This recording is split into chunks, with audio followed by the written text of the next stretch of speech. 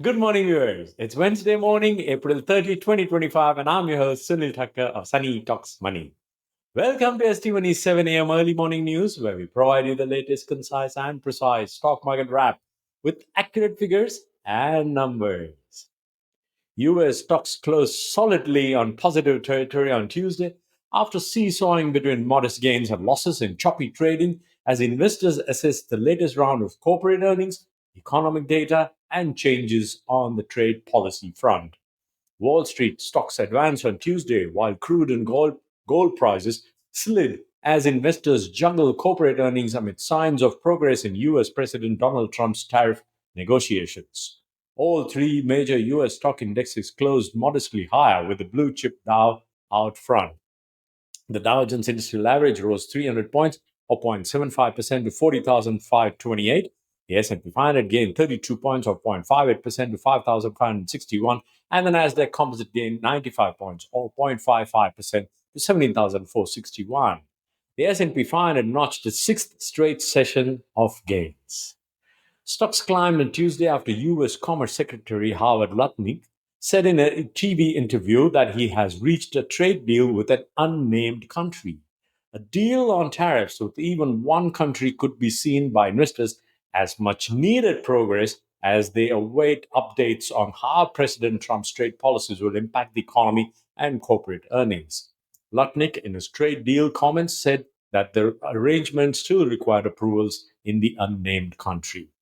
During the day, Commerce Secretary Howard Lutnick said US President Donald Trump would sign an order, which he in fact did just before the closing bell on Tuesday, giving automakers building vehicles in the US relief from part of his 25% vehicles tariff to allow them to bring parts supply chains back home.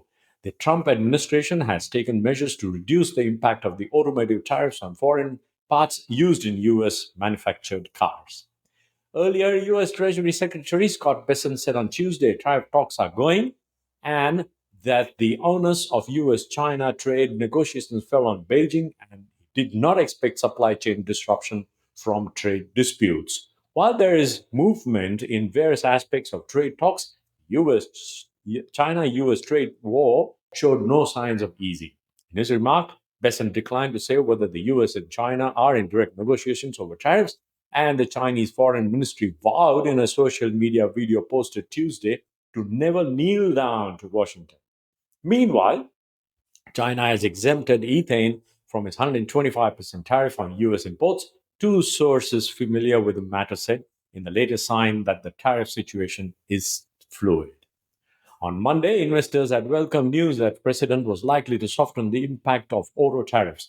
Duties on cars wouldn't stack on top of other levies, and some tariffs on foreign parts would be eased.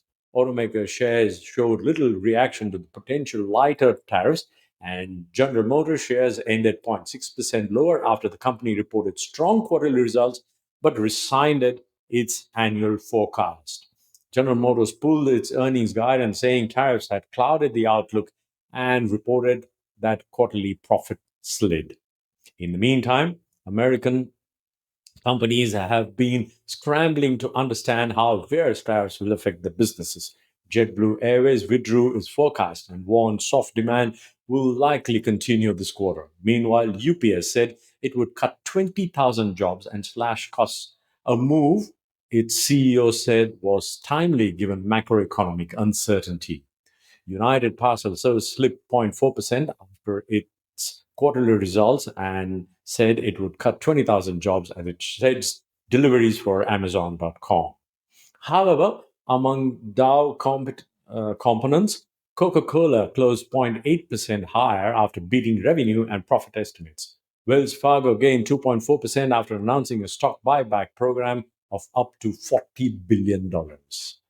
Meanwhile, a consumer sentiment survey showed the economic mood getting gloomier in April, while a separate report on March jobs opening indicated that the US job market looked a little weaker heading into this month's tariff turmoil. On the economic front, consumer confidence soared more than expected and job openings dropped 3.9%. Later this week, investors will be passing other economic reports for signs of the trade policy's broader impact. First quarter reporting season is shifting into overdrive this week. The high profile releases from four of the Magnificent Seven group of artificial intelligence related mega cap stocks: Meta Platforms, Microsoft, Apple, and Amazon.com.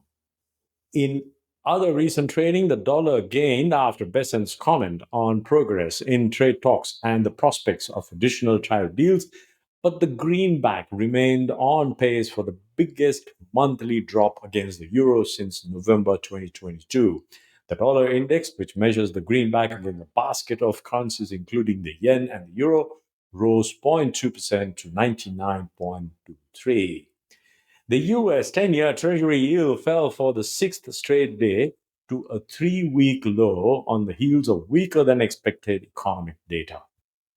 The yield dropped 4.6% basis points to 4.17% from 4.216% late on Monday. US crude oil fell 2.63% to settle at $60.42 per barrel, while Brent settled at $64.25 per barrel, down 2.44% on the day. Gold prices dipped in opposition to the dollar's gain. Spot gold fell 0.59% to $3,321 an ounce. US gold futures fell 0.47% to $3,317 an ounce. My take: are you ready to jump into the pool? On an 80-degree day in New York City in April, are you ready to jump into the pool? While stocks have finally found breathing room, that doesn't mean pressure points that rattle the market are gone.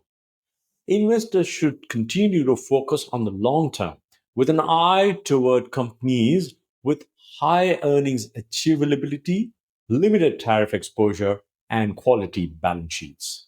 Trump's dual goals of driving market gains and reshoring American manufacturing through stiff tariffs are sometimes at odds. He looks at the market as a barometer of how things are going.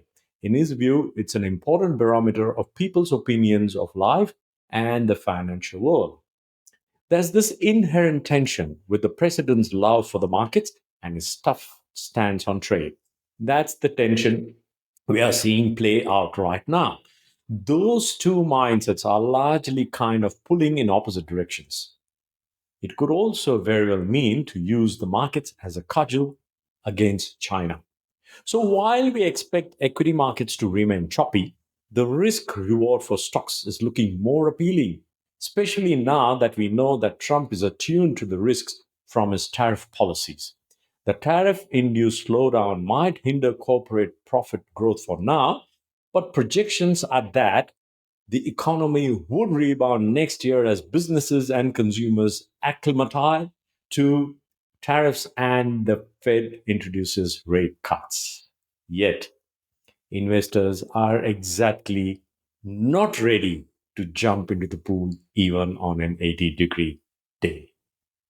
And that's the wrap for today, my dear viewers. And if you got value from this, please do subscribe, like, and share this video as much as possible. You can contact me at st@st-money.com for any further information. I'll see you again tomorrow morning. In the meantime, happy investing, stay inspired, and remember, it's all about money.